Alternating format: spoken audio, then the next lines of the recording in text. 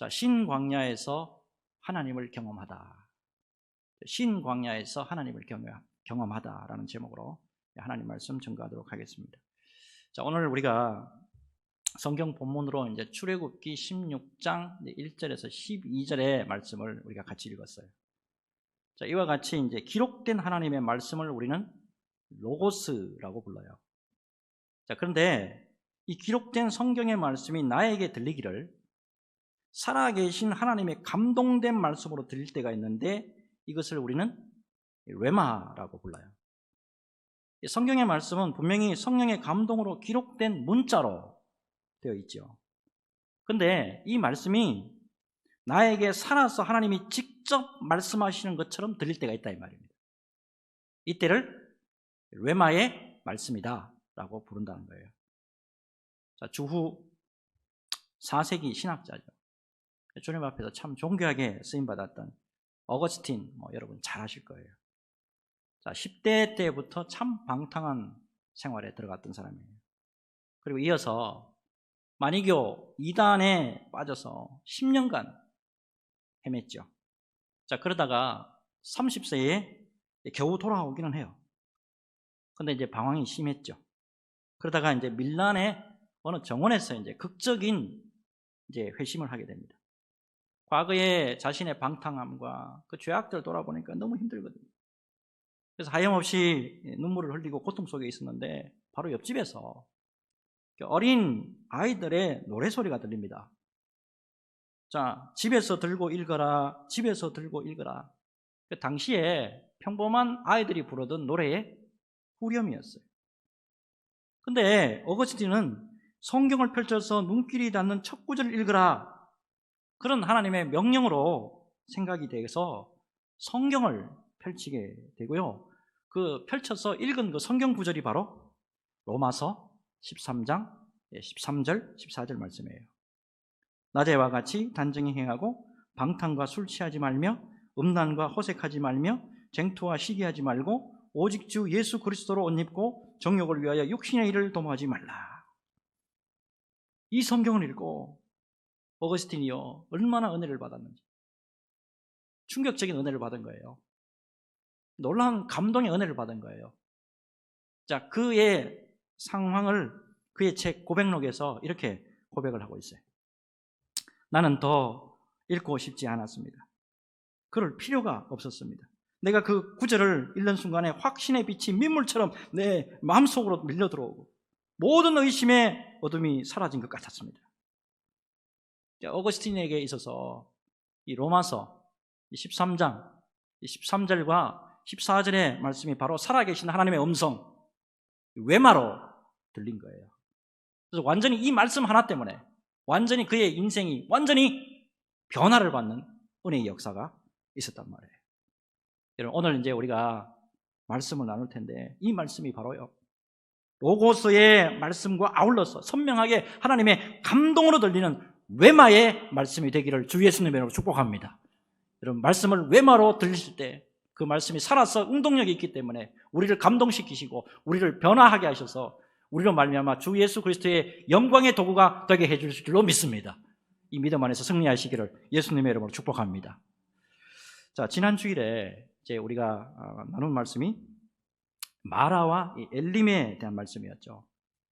자, 출애굽 이후에 상상을 초월하는 홍해가 갈라지는 놀라운 체험을 하고 자, 이 수르 광야를 지나가게 됩니다. 자, 근데 광야에서 생명줄이라고 할 수 있는 물을 얻지를 못해요. 자, 사흘간 참으면서 자, 물이 있는 마라에 도착하기는 해요. 근데 물이 써서 마시지 못했어요. 자, 홍해가 갈라지는 엄청난 하나님의 기적을 경험한 지 불과 사흘밖에 되지 않았어요. 하지만 이 고난의 현실 앞에, 물이 없다는 이 고통의 현실 앞에 이스라엘 백성들의 죄성의 본성이 여지없이 드러나고 말았어요. 또 힘드니까 하나님의 종 모세를 원망하고 하나님을 원망하고 그렇게 탄식합니다. 자, 하나님이 그럼에도 불구하고 길이 참으시고 은혜를 베풀어 주시잖아요. 자, 한 나무, 이 한 나무를 예수 그리스도의 십자가라고 제가 소개를 해드렸죠. 이 한 나무를 통해서 죽음의 쓴물을 단물로 만들어 주시고, 특별히 온 이스라엘이 안식할 수 있는 물샘 12과 종려나무 70그루가 있는 엘리메까지 하나님이 인도해 주시는 말씀까지 우리가 볼 수가 있었어요.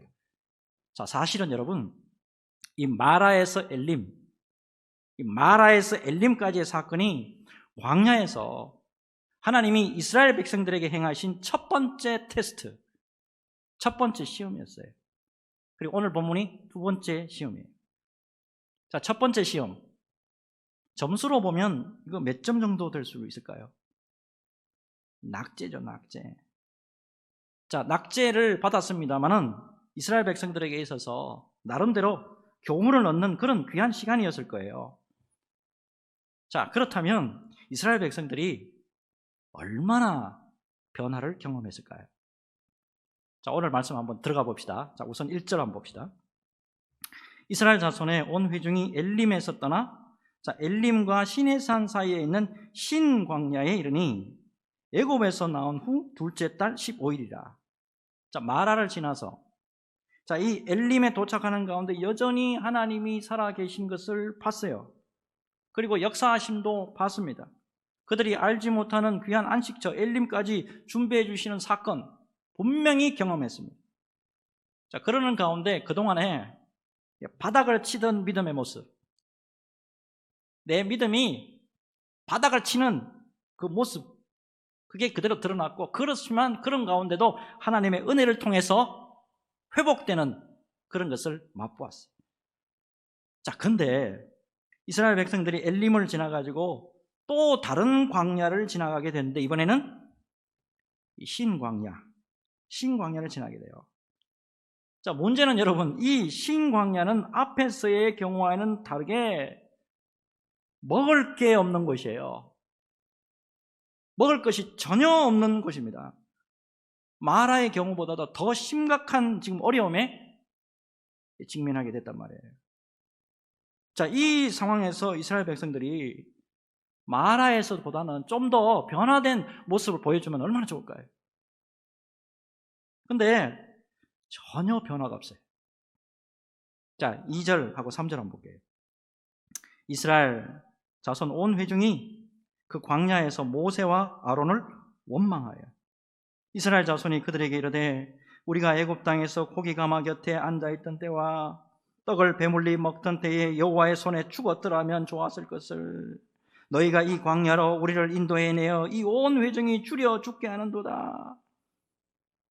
이미 앞에서 하나님의 귀한 은혜를 체험했잖아요.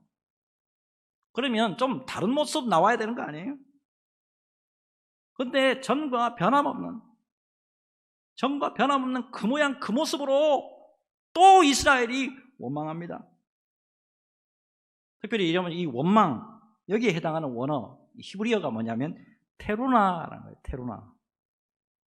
자, 이 테루나라는 이 단어 속에 또 어떤 의미가 숨어 있냐면 밤을 세운다라는 의미가 숨어 있어요. 밤을 세운다. 그러니까 신광야에서 먹을 게 없으니까요. 먹을 게 없으니까 이스라엘 백성들이 밤을 세우면서 원망을 퍼붓다는 거예요. 자, 그런데 여러분, 여기서 하나님의 종 모세, 이스라엘 백성들은 밤이 새도록 원망을 퍼붓고 있는 상태에서, 자, 하나님의 종 모세는 이스라엘 백성들과는 전혀 다른 모습을 보여줍니다. 자, 말씀 한번 잘 한번 보세요. 4절 앞부분 한번 보면 그때에 여호와께서 모세에게 이르시되, 자, 이어서 8절, 모세가 또 이르되 여호와께서 저녁에는 너희에게 고기를 주어 먹이시고 아침에는 떡으로 배불리시리니 이는 여호와께서 자기를 향하여 너희가 원망하는 그 말을 들으셨음이라. 우리가 누구냐? 너희의 원망은 우리를 향하여 함이 아니요 여호와를 향하여 함이로다. 자, 여러분, 이 말씀 속에서 이스라엘 백성들과 하나님의 종 모세와의 차이를 구별하시겠습니까? 자, 흥미로운 거는 여러분, 이스라엘 백성들은 적게 잡아도 150만 명이에요. 많으면 200만 명. 자, 그렇게 수많은 사람이 있어도 하나님과의 관계에 있어서 열려 있는 사람은 단 한 사람밖에 없어요. 유일하게 모세만 하나님과 열려 있어가지고 하나님 음성 듣고 하나님의 뜻을 지금 전달해 주고 있잖아요. 지금 똑같이 하나님의 말씀 받았어요. 똑같이 하나님 말씀 받아서 출애굽했잖아요. 그리고요, 똑같이 하나님의 은혜로 홍해가 갈라지는 거 봤어요. 다 똑같이 수르 광야 지났고, 똑같이 마라를 지났고, 똑같이 엘림에서 안식했어요. 그런데 이스라엘 백성들은 하나님과 열려있지 못하고 모세만 하나님과 열려있어요. 여러분, 이거 왜 그렇습니까? 앞에 말씀부터 쭉 보면 답이 나와요. 자, 홍해를 만났을 때 이스라엘 백성들은 애국 군사들이 막 쳐들어오는 거 보고 심히 두렵고 떨기만 했고, 또한 아울러서 하나님을 원망했어요. 그 가운데 모세는 달랐어요. 다 원망하고 두렵고 떨 때도 모세는 손들고 하나님 앞에 부르짖어 기도했단 말이에요. 마라를 만났을 때도 마찬가지잖아요. 이스라엘 백성들 막 원망하고 물 때문에 죽겠다고 원망하고 있을 때도 모세의 모습을 보면 어때요? 여전히 기도합니다. 모세의 모습이 변함이 없단 말입니다. 좋은 일이든지 나쁜 일이든지 하나님 앞에 무엇으로 해결하냐면 기도하면서 해결하더란 말이에요. 하지만 이스라엘 백성들 나아진 게 없어요. 그렇게 어려움 당하면 하나님 앞에 부르짖어야 되는 거 아니에요? 근데 부르짖는 모습이 없다고. 현상하고 현실만 쳐다보고 현상과 현실 그 뒤에 숨어있는 능력의 하나님을 바라보지 못한단 말이에요. 근데 모세는 어때요? 언제나 하나님이에요. 언제나 기도예요. 언제나 그 시선이 우리 하나님에게서 떨어지지 않아요. 그러니 당연히 하나님과 열려있는 거예요. 저희 교단 지경 신학대학교가 총신대학교라는 거 여러분 잘 아시죠? 이건 옛 건물이에요. 이게 이제 1965년부터 이게 90년대 말까지 여기 세워져 있었어요. 소위 이 건물을 저희들 선배, 저희들도 저도 다닐 때 마찬가지인데 이거를 뭘로 부르냐면 닭장이라고 불렀어요. 왜 닭장이냐? 열악한 건물이다. 공부하기가 굉장히 힘들었던 건물이었거든요. 근데 이거를 이제 헐고 1995년부터 시작해서 1999년 사이에 새 건물, 종합관, 제1종합관에 이거를 이제 완공을 했어요. 저는 이제 이 두 군데 다 이제에서 공부를 했는데 신학대학 4년, 신대원 3년, 석사과정 2년, 박사과정 3년 공부를 했어요. 자, 이 학교 다니면서 제일 중요한 거 하나 제가 깨달았어요. 하나님과 열려 있는 거예요. 여러분, 무엇을 많이 배우고 무엇을 많이 가지고 어떤 자리에 올라 있는 게 중요한 게 아니고요, 여러분. 내가 하나님과 열려 있는가? 내가 정말 예수님하고 열려 있는가? 이게 여러분 중요한 거예요. 한번 소개해 드렸습니다만은 새로 지어진 이 학교 이 건물, 제1종합관 이 건물 세워질 때 정말 어려웠습니다. 뭐 재정적으로나 모든 환경적으로나 여건을 봤을 때 뭐 하나 정말 어려웠어요. 근데 그때요, 생생히 기억나요. 교수님들하고 학생들이 얼마나 뜨겁게 기도했는지. 쉐풀 때나 뭐 기도 모임하고 뭐 모일 때 보면 여기도 와글와글 저기도 와글와글 전부 기도예요. 기도. 놀랍게도 이 기도가 풍성해지니까 이 학교 건축 재정이 사실 너무 어려운데 놀랍게도 이 새 건물이 완성이 됐을 때 건축 금액의 80% 이상이 이미 헌금이 완료가 됐어요. 그리고 이후에도 학교에 어려움이 없었느냐? 어려움 많았습니다. 제가 오랫동안 학교 다녔기 때문에 학교의 역사를 좀 알아요. 하지만 그때도 변함없었어요.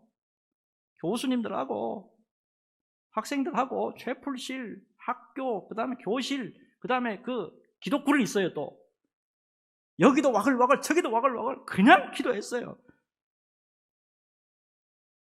그 후에 제2종합관도 완성을 했는데요, 이것도 쉽지 않았어요.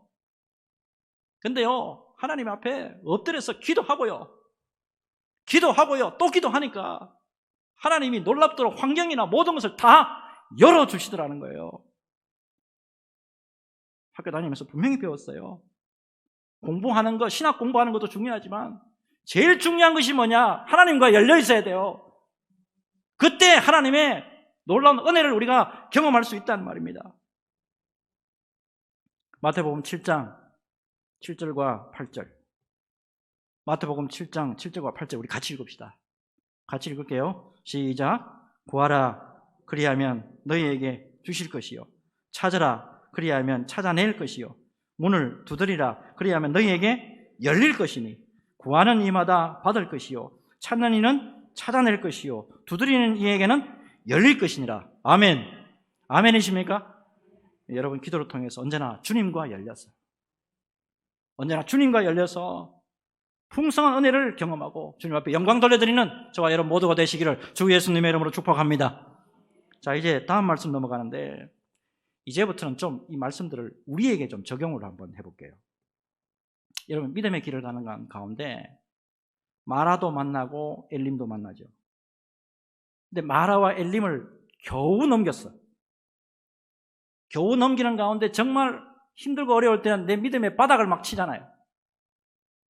자, 하나님의 앞에서 믿음의 바닥을 칠 때 놀랍게도 하나님이 도와주시고 성령께서 도와주셔서 넘어가도록 은혜를 입도록 해주시잖아요. 자, 근데 중요한 게 이게 다가 아니단 말이에요. 이어서 우리도 신광야를 만날 수 있다 이 말입니다. 믿음의 길 걸어가는데 여러분, 여태까지 어려운 거 한 번 있었어요? 마라 한 번만 있었습니까? 여러분, 이 어려움도 있었고, 이 어려움 지나가면 또 저 어려움이 있었고, 또 어려움 또 만나잖아요. 그게 뭐예요? 신광야예요, 신광야. 자, 이렇게 신광야를 만날 때 절대 잊어버리지 말아야 될 두 가지. 이걸 오늘 말씀을 좀 나눌게요. 첫째, 여러분, 광야의 길을 걷는 가운데 물과 양식이 없는 것 때문에 절대 죽음에 이르는 게 아니라는 거예요. 말씀 잘 보세요. 마라에서 물이 써서 못 마셨어요. 그런데 죽은 사람 있었습니까? 없었습니까? 한 사람도 없었어요. 자, 신광야에서 양식이 없었습니다. 양식이 물론 그동안에 가져왔던 거 다 떨어졌겠죠. 그런데 신광야에서 죽은 사람이 있습니까? 없습니까? 없습니다. 그렇다면 무엇 때문에 이스라엘 백성들이 완전히 와르르 무너졌습니까? 오늘 말씀이요, 2절부터 잘 읽어보면 적나라하게 나와요, 그 답이. 자, 2절부터 한번 볼게요. 이스라엘 자손 온 회중이 그 광야에서 모세와 아론을 원망하여. 7절. 여호와께서 너희가 자기를 향하여 원망함을 들으셨음이라. 우리가 누구이기에 너희가 우리에게 대하여 원망하느냐. 8절. 우리가 누구냐? 너희의 원망은 우리를 향하여 함이 아니요 여호와를 향하여 함이로다. 9절. 여호와께서 너희의 원망을 들으셨느니라. 끝으로 12절. 내가 이스라엘 자손의 원망함을 들었노라. 결국에 여러분, 이스라엘 백성들이 광야에서 실족하고 죽게 된 이유가 뭡니까? 원망입니다. 원망.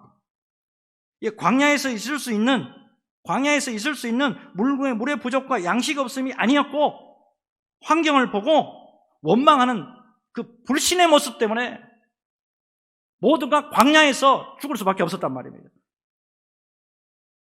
자, 무엇보다 여러분 4절에, 자, 언더라인 되어 있는 부분만 한번 보세요. 보라, 내가 너희를 위하여 하늘에서 양식을 비같이 내리리니 했어요. 이스라엘 백성들이 못 깨달은 게 있죠. 자, 그동안에 하나님이 행하신 모든 것을 보았을 때, 이 신광야에 오더라도 여전히 변함없이 하나님이 필요한 것을 이스라엘 백성들에게 공급해 주실 수 있다. 이 믿음이 없는 거예요. 특별히 6절과 7절 보니까 하나님이 보니까요, 언제나 당신의 백성, 이스라엘 백성들을 위해서 필요한 것은 언제나 공급해 주시겠다고 하는 그런 말씀 나오잖아요. 6절, 7절 한번 볼게요. 모세와 아론이 온 이스라엘 자손에게 이르되 저녁이 되면 너희가 여호와께서 너희를 애굽 땅에서 인도하여 내셨음을 알 것이고 아침에는 너희가 여호와의 영광을 보리니. 자, 여기서 저녁이 되면 너희가 여호와께서 너희를 애굽 땅에서 인도하여 내셨음을 알 것이요. 이거 무슨 말씀입니까? 메추라기를 주실 것임을 말씀하고 있는 거잖아요. 그리고 7절에 아침에는 너희가 여호와의 영광을 보리니. 매일 아침 하늘에서 내려오는 신령한 생명의 양식 만나 보내주시겠다는 거잖아요. 특별히 이 신령한 생명의 양식은 바로 우리에게 영원한 생명을 주시기 위해서 하늘에서 친히 이 땅에 내려오신 예수 그리스도를 예표한다. 이거 너무나도 잘 아시죠? 결국 여러분, 이 신광야에서 우리가 잊지 말아야 될 게 있습니다. 여러분, 영원히 마르지 않는 생수와 양식을 공급해 주시는 우리 예수님이 마라에서뿐만 아니고 신광야에서도 여전히 역사하시고 도와주신다는 사실입니다. 최근에 신약 성경 가운데 사도행전 제가 좀 꼼꼼히 보면서 이 사도 바울의 사역을 좀 이렇게 깊이 좀 묵상을 좀 하고 있습니다. 참으로 참 귀한 거는 뭐냐면 사도 바울을 부르신 우리 예수님이, 사도 바울을 부르신 이 예수님이 어느 곳에 가든지 그가 무슨 일을 하든지 변함없이 은혜와 능력으로 붙들어 주시고 끝까지 힘을 늘 공급해 주시더라는 거예요. 사도행전 23장을 보면 공회에 붙들려가서 신문 받는 그런 말씀이 나와요. 대적자들이요, 그냥 사도 바울 죽여버리려고 난리였어요. 굉장히 사도 바울의 입장에서는 굉장히 힘든 순간이에요. 자, 이때 홀로 놔두시지 아니하시고 예수님이 직접 나타나시는데 사도행전 23장 11절 그날 밤에 주께서 바울 곁에 서서 이르시되 담대하라, 내가 예루살렘에서 나의 일을 증언한 것 같이 로마에서도 증언하여야 하리라 하시니라. 저는 어디서 크게 은혜를 받았냐면 주께서 바울 곁에 서서 이르시되. 그동안에 사도 바울이요, 힘든 과정 많이 겪었잖아요. 그 힘든 과정 그거 그냥 끝났으면 얼마나 좋겠어요. 그런데 또 힘든 과정이 있잖아요. 또 신광야에 또 왔어요. 그럼에도 불구하고 변함없이 우리 주님이 바울 곁에 서가지고 그를 붙들어 주시고 위로하시고 힘을 공급해 주시고 계시다는 거예요.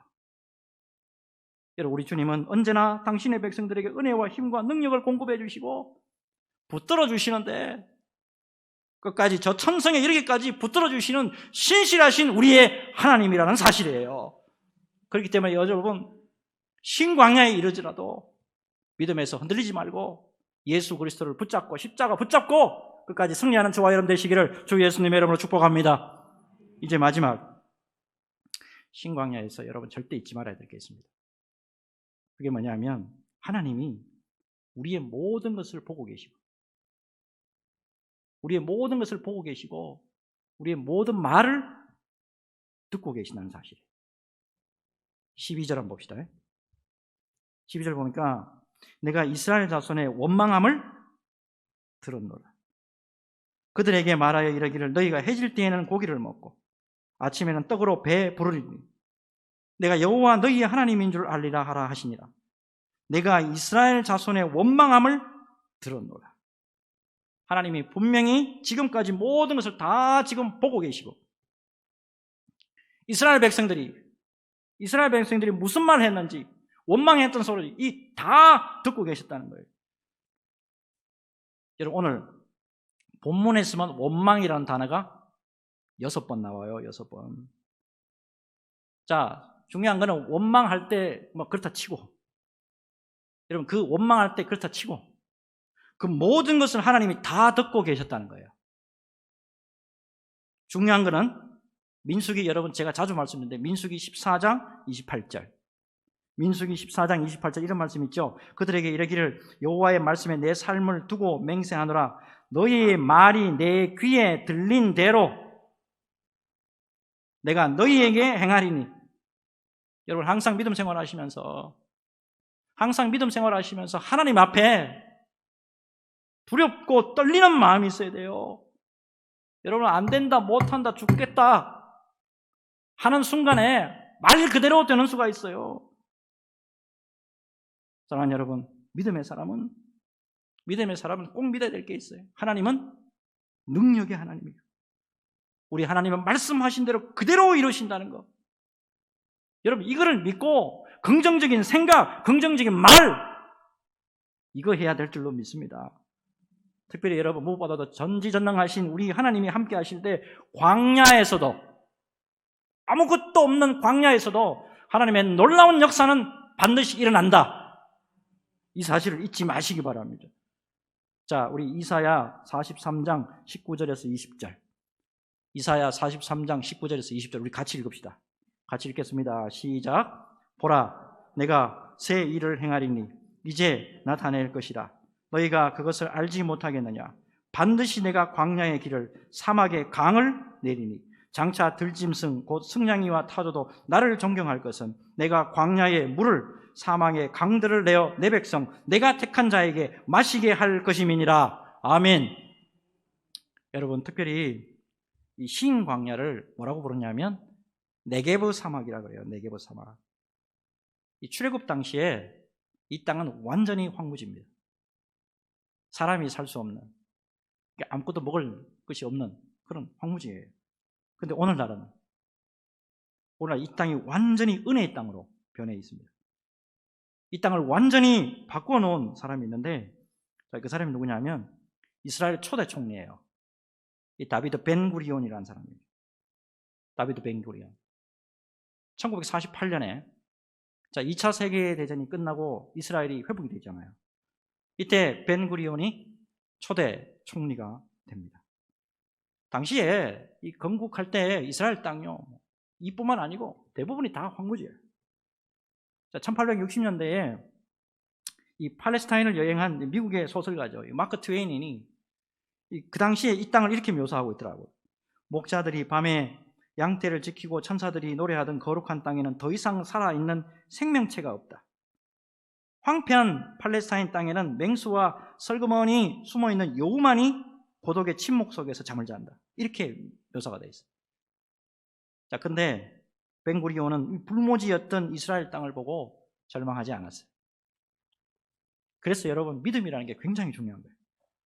하나님이 함께 하시는 이 땅, 하나님이 함께 하시는 이 땅, 절대 하나님이 버리지 아니하신다. 이 믿음이 있었단 말이에요. 그래서 오히려 이 벤구리온이요, 이 광야에서 이스라엘의 희망을 노래했다 그러잖아요. 유명한 말입니다. 남쪽 네게보로 가라. 그곳에 진리가 있다. 이스라엘의 미래는 사막에 있다. 이스라엘이 사막을 정복하지 않으면 사막에 의해 정복을 당할 것이다. 자, 그래서 이 벤구리온이요, 건국 초기부터 사막 개발에 힘을 쏟죠. 자, 이 갈릴리 호수 있잖아요. 이 갈릴리 호수에서 물을 끌어내려와 가지고 네게브 사막을 개발하기 시작합니다. 이게 그 유명한 키부츠 운동 시초예요. 키부츠 운동. 이 광야에 1억 그루 이상의 나무가 심겨지고요. 그리고 난 다음에 지금은 2억 평에 달하는 땅이 꽃과 과일을 재배하는 옥토로 바뀌어 있습니다. 놀랍게도 여러분, 이곳 네게브에서 재배되는 꽃과 과일이 유럽 시장을 석권하고 있단 말이에요. 벤구리온은 총리직에 있으면서도 주말에는 네게브 이 키부츠에서 지내면서 일을 했다 그러잖아요. 직접 양도 키우고요. 부인 되시는 분은 세탁 일을 하면서 일을 했다 그러더라고요. 그래서 여러분 놀랍게도 이 황무지를 물이 흐르고 꽃이 그리고 과일이 풍성한 하나님의 은혜의 땅으로 만들었단 말이에요. 이 신광야, 이 네게브 사막에 벤구리온이 묻혀 있어요. 여러분 믿음으로 하나님과 함께 할 때, 이런 놀라운 은혜의 역사가 있다는 사실입니다. 여러분 말씀 새기시고, 신광야에서도, 아무것도 없다 싶은 신광야에서도 하나님은 살아계시고 하나님의 은혜는 역사하시고 우리 주 예수 그리스도가 놀랍게 도와주시고 역사해 주신다는 사실, 믿음으로 받는 저와 여러분 되시기를 예수님의 이름으로 축복합니다. 이 믿음 가지고 승리하시기를 주 예수님의 이름으로 축복합니다. 축복합니다. 주님,